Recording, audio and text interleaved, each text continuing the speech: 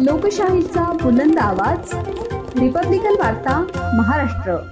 79 वर्षांपासून मेंगडेवाडीतील ग्रामस्थ रस्त्याच्या प्रतीक्षेत तलावाच्या पाण्यातून जीवघेणा प्रवास अनेक वेळा मागणी करूनही लोकप्रतिनिधी व प्रशासनाचं दुर्लक्ष।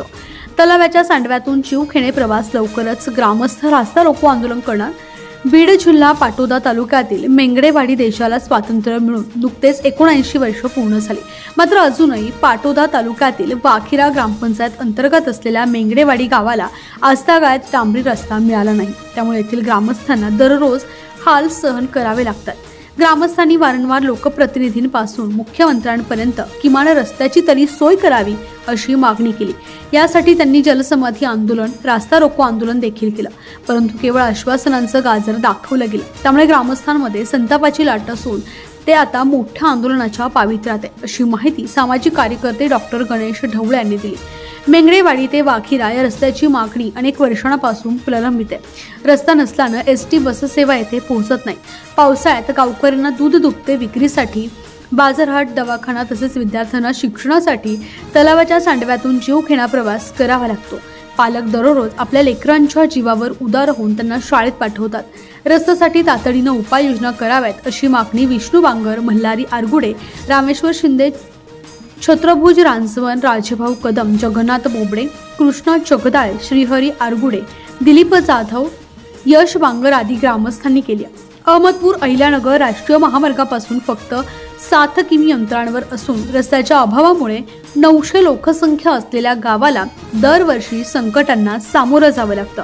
1 ते 4 पर्यंत शाळा गावात आहे, मात्र पुढील शिक्षणासाठी वाघिरा, लिंबा गणेश भायाळा येथे जाण्यासाठी रस्ता नाहीये। त्यामुळे पालक आणि विद्यार्थी अक्षरशः वेठीस धरले गेले।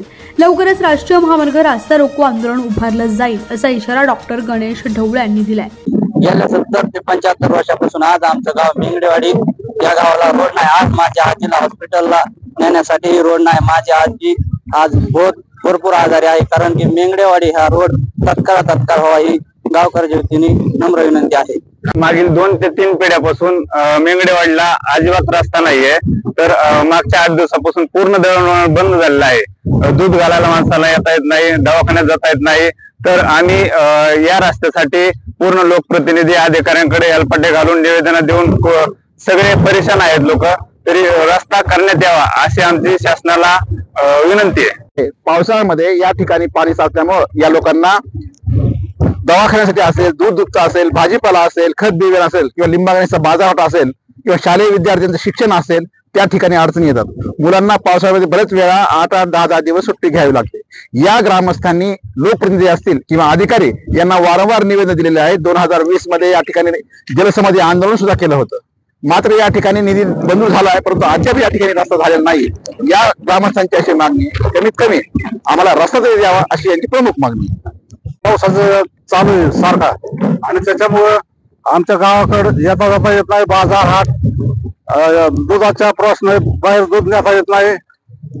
5-6 दिवस झाला लाईट नाही, दळण नाही, त्याच्यामुळं आम्हाला हे तळ्यातून येता येत नाही। तर शासनाला एवढीच विनंती की आमचा पूल करून आमच्या रस्त्याची सोय करावी। बाबासाहेब मानेरे, रिपब्लिकन वार्ता, जिल्हा प्रतिनिधी।